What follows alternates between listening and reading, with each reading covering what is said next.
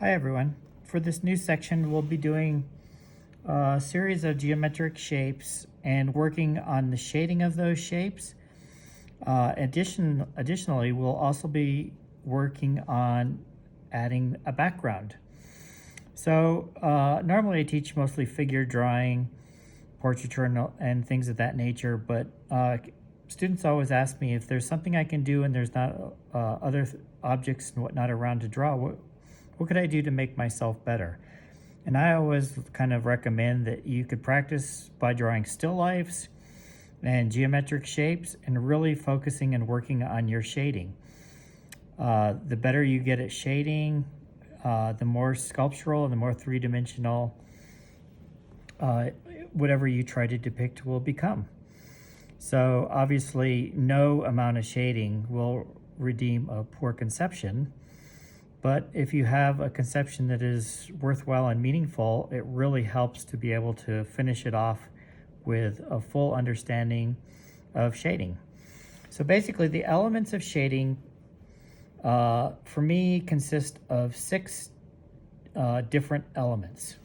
We have highlight, we have light, we have halftone, reflected light, and more oftentimes than not, then we have cast shadow.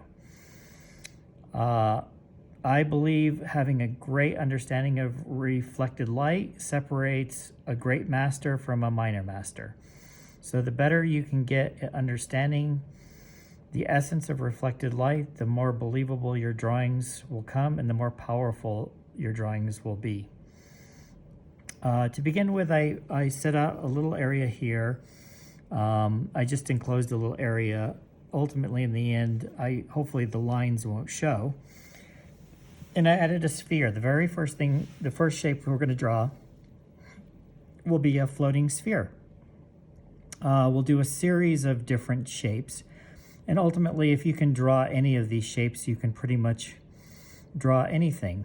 For example, if you're going to draw or paint an orange or an apple, a variety of different types of fruits, they're all just a variation of a sphere. So if you can shade a sphere well, make it very realistic and believable, you can pretty much shade any of those other objects. When we get a little later into the year, we will be doing fruit. And you'll see how a lot of the shapes that we are going to cover now will have very similar aspects to really simplify and make it much easier for you to shade and create three-dimensional form of those various objects. So to begin with, I'm going to have my light source coming from up here. Actually, you know what, I'll have my light source come here because I moved the image just a little bit to this side, so I want to have my cast shadow in here. So I'm going to have the light source coming from here, then I'll have a tone on this side.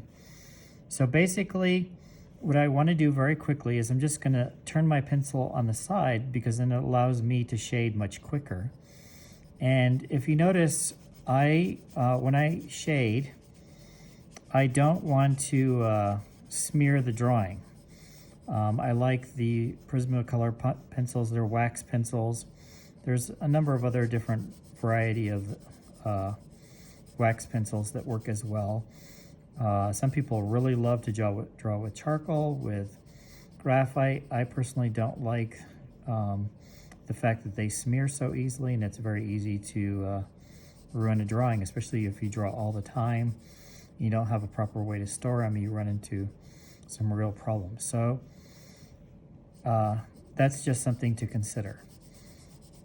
So here very quickly, I'm just going to put a half tone, a light tone, over this entire half. If light's coming from this side, everything that turns away from it becomes absent of light.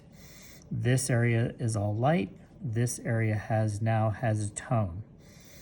I see frequently in books where they will have this as a finished piece. That's how they shade.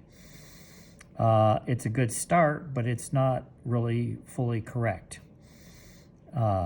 It's true that light will shine here, reflects there, but it's pretty flat. In fact, if I were to put my hand over this half, that section in here is just a darker value. This half, if I put my hand over it, becomes just a light value here. it's all the same plane, so it's not very sculptural. One thing that you want to try to learn to avoid in drawing is avoid rim lighting. Rim lighting is light on the edge. That if you have rim lighting, it tends to destroy form, so you want to avoid that as much as possible. So what I'm going to do now is I'm just going to very quickly, I'm going to put a tone up here on this side so that it goes around. I'm going to want my light in the end to stay right in here. The light will be in here and the highlight's going to be in this area. So I want to very carefully add a tone. So we're having a half tone. So now we have a tone on all of it. So at this point, the elements of drawing that we have, remember there's highlight, light, half tone, reflected light, and cast shadow. Right now, we just have light and half tone essentially. So what I want to do now is I want to add the core shadow. So if the light is coming from here, the darkest dark is not going to be down here on the edge. The darkest dark is going to run right in through here. So now I'm going to darken this. I want to be careful to blend it.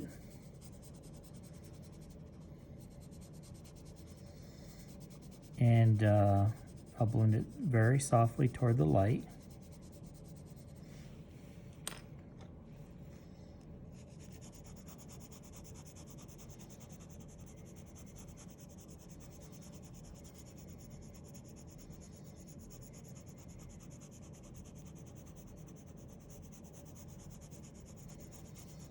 So now we're adding another value to this. So now we're adding the core shadow. So now we have light, we have halftone, we have core shadow, and now we're getting to where we have reflected light. Reflected light is light coming up from the surface and reflecting onto the bottom portion of an object. And that is what creates the reflected light. So whether you're drawing a nose, a portrait, apple, any of those sorts of things, all these values will apply. You have to train yourself to learn how to see them.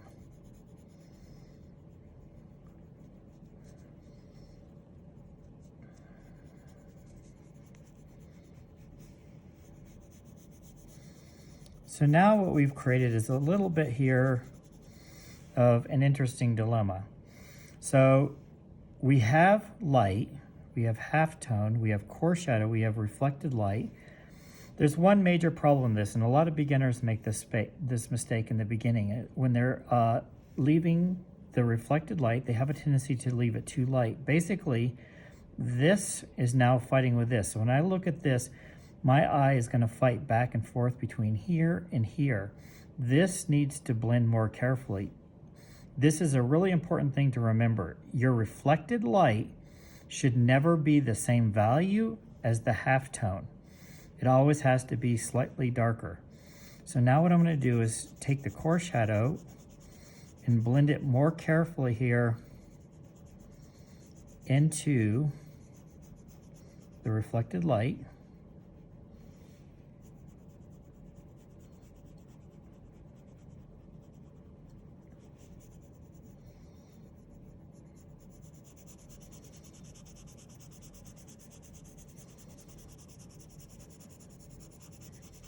And then I'm going to start to darken the core shadow just a little more. And if you notice, this is really carefully blended. You should not see the lines of your pencil. You want to see it nicely blended, very carefully. Some people get in a hurry and they just kind of scratch it in, and then it doesn't look very clean. And it won't look very three-dimensional. So you want to be very careful how you do this.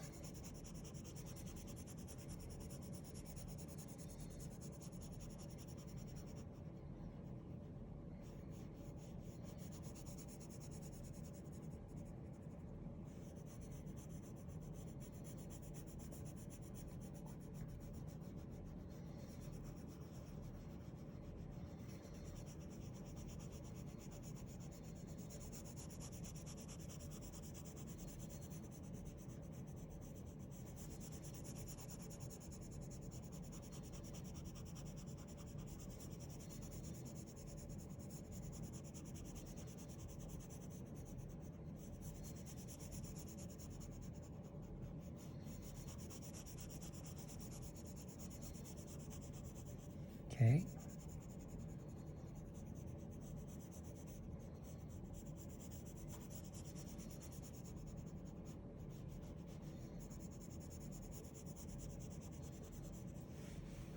So now it should really begin to, your eye should be drawn much more into this area.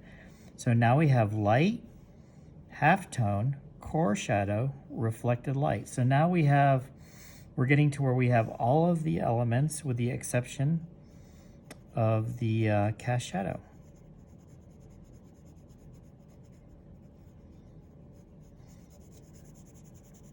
And now the cast shadow, I want this to be a floating sphere.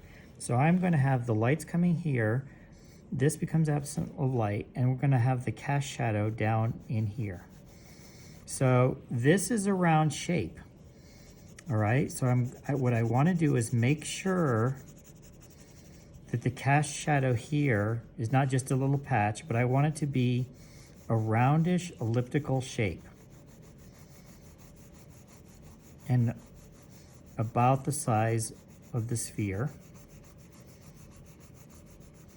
It's going to be darker in the center portion and softer as it moves away. But it's real important that I try to accentuate and keep that shape of the sphere. And I don't want to do it at an angle or this at an angle. I'm trying to make it so that it looks like it's resting on a flat surface.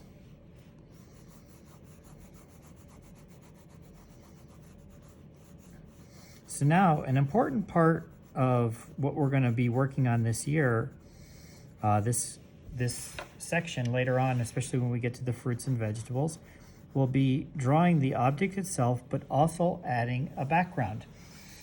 So it's very helpful to remember to keep your pencil on its side. So very carefully, I'm going to kind of start to push this back. So I want to get rid of all my surface.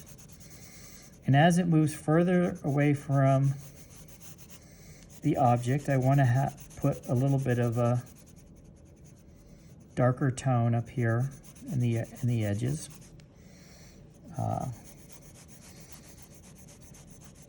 And I'm trying to carefully blend this so that we're not seeing line.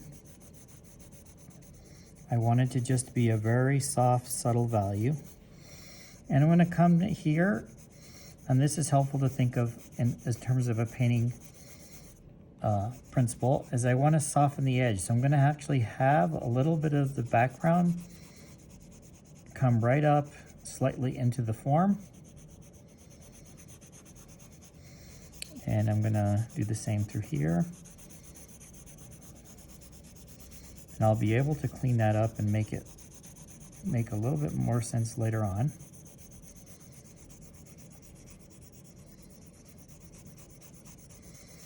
But you can see, even though this is a pretty large space and a fairly large drawing, I can cover ground, a lot of ground quickly by turning the pencil on its side. If I was doing a really detailed area, then I would probably want to use more of the point. And when I do some of the fine work in the end, I might do that again as well here. But right now I want to just kind of block in as much as I can. And I'm going to try to go up and down and across.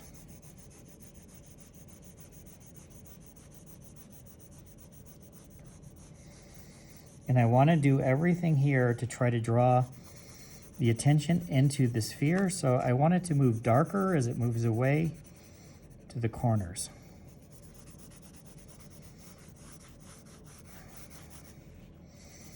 And I'm going to have a bit of a tone here.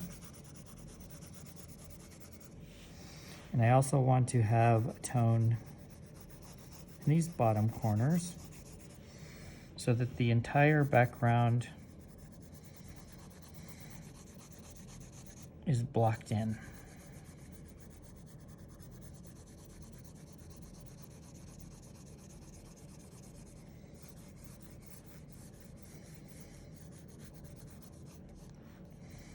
And doing all this is really helpful when assuming at some point you decide to take a painting class. One of the first things I recommend is actually painting a sphere and then painting an egg. A lot of the principles for painting can be learned just in painting those two different objects.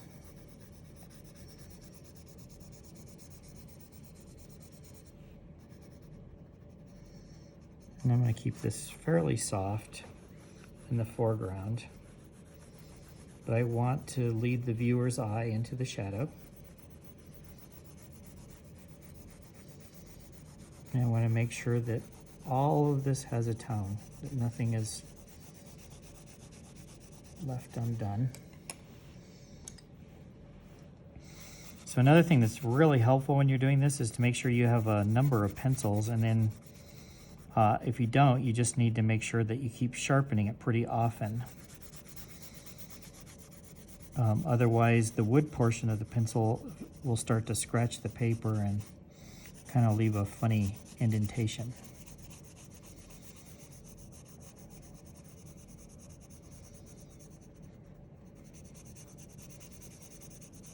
So now I'm going to start to, as I got all of this blocked in, I want to start to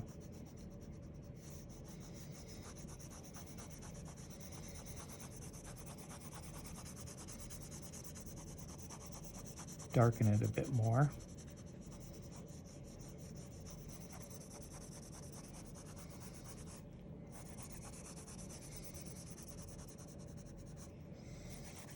So it's going to be really important here, with the next number of geometric shapes that we'll be working on, and then again when we get to the fruit and the vegetables, to make sure that you really are patient. You adjust the darkness and the softness by how soft or hard you press your pencil. And I find it helpful to always start a little bit on the lighter side, and then it's much easier to darken things. It's a lot harder if you get things too dark in the beginning. It makes it very difficult to correct mistakes. So always give yourself a way to fix things if you need to. That's one benefit of painting, is you can always, if something doesn't work out, you can wipe it off and paint over. Drawing, it's not so easy. If you mess it up, it's not really something that you can fix very easily, especially when you work with certain mediums. So now I'm going to try to blend this down a little bit more.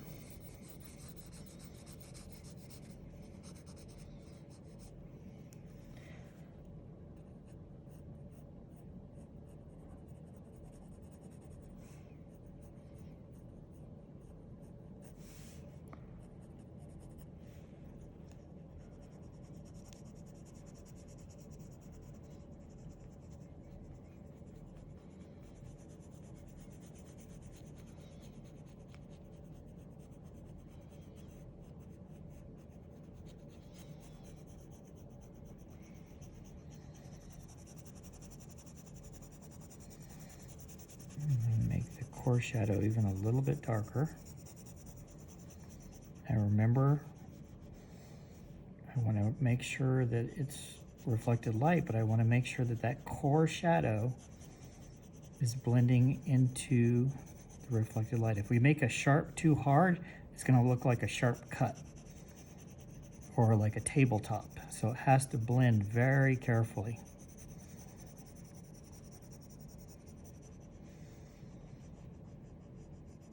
If you're doing portraits and you're shading a nose, this principle definitely will apply.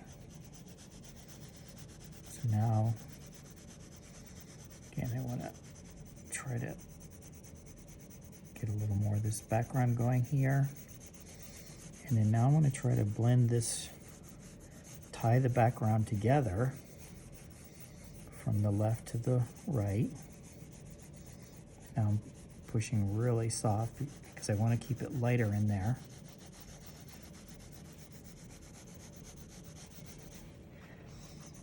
And then I want this side coming down to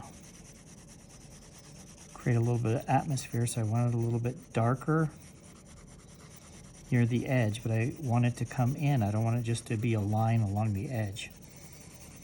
I want it to blend.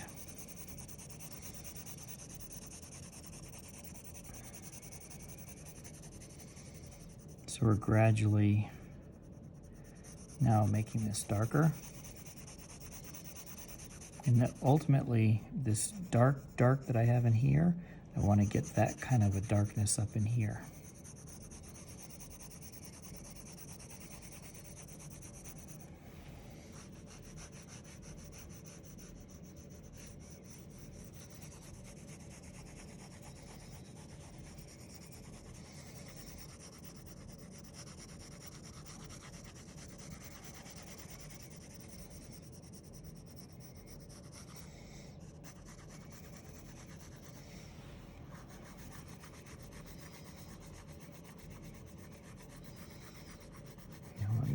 Work a little bit more on the cast shadow and have a soft tone around it.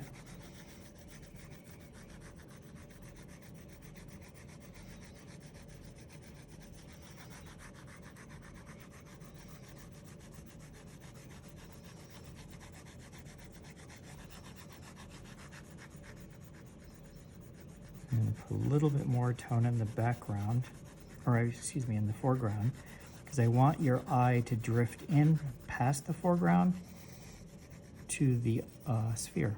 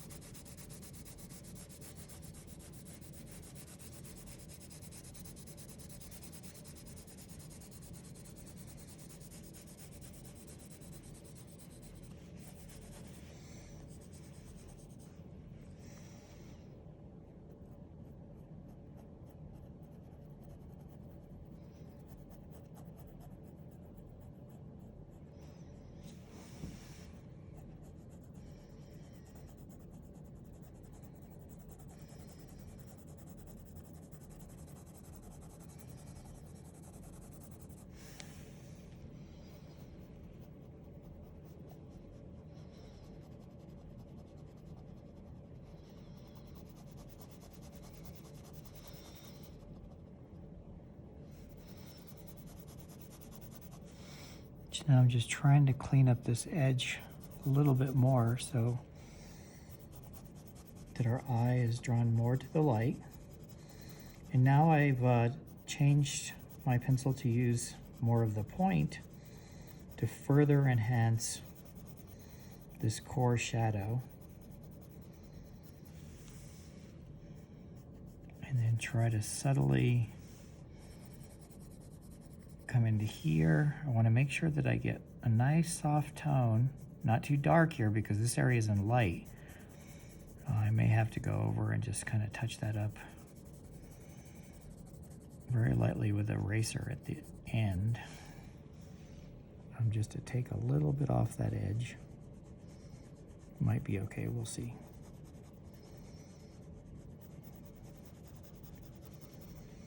And then now I'll go in here and try to do a little of the same, but I want to be careful because I don't want to leave lines. I want it to all be blended.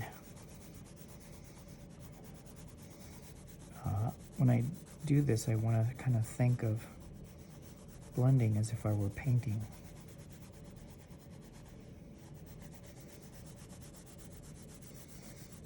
I'm trying to draw as much attention in here to the sphere because I want that to be the focal point.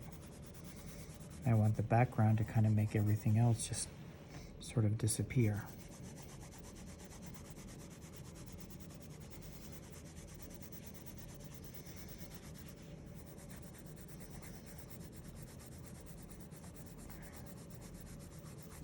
Now I can make this just a little bigger, try to get to where I'm approaching a little bit more of the size of the actual sphere.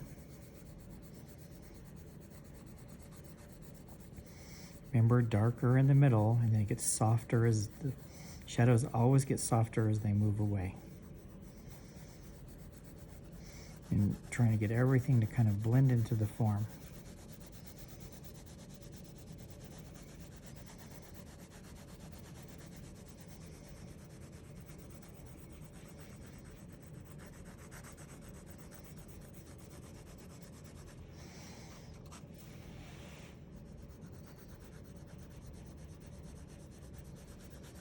So remember, I'm going either up and down or across in the background. Try not to shade at an angle. I try to make sure that I'm not having lines show to the best of my ability.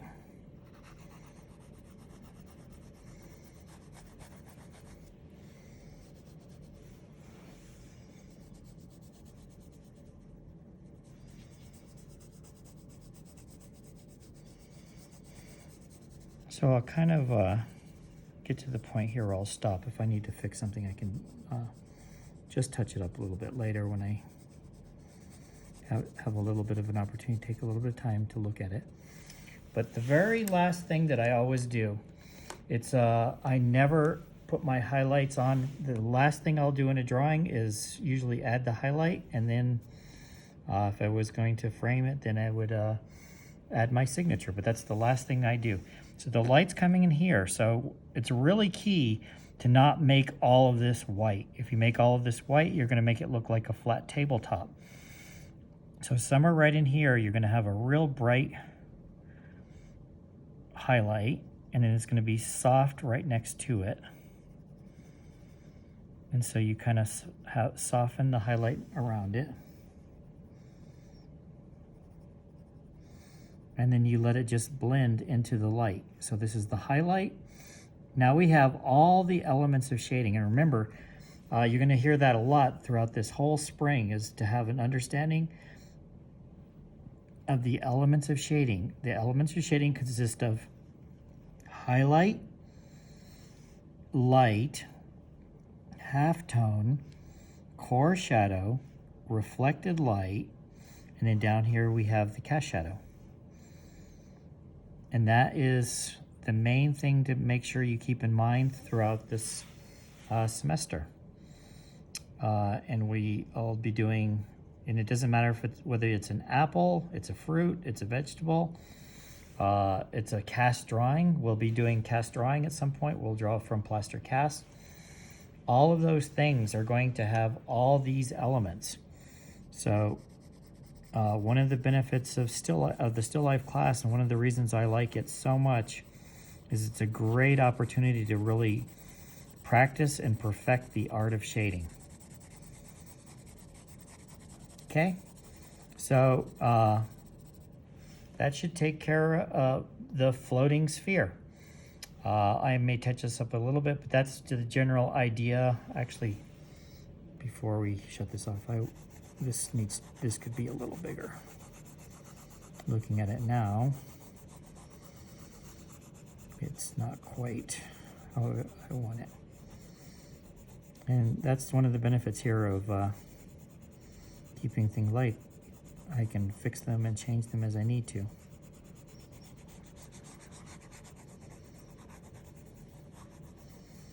And remember, you want it to be an ellipse so that we pick up that rounded shape of a sphere.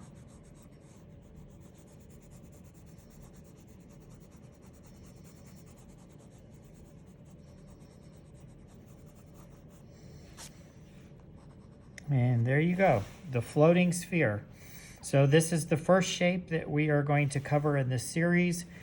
We'll do a number of shapes, and then we'll work up to where we can do at some point a grouping, and then we'll start working on combining shapes with the fruit at some point here. So I hope you learned a lot from this. I hope you enjoy it. Remember to be very patient. This is kind of fun and relaxing. Even if I just sitting around somewhere, I'll constantly draw spheres. I love drawing spheres. I do it all the time.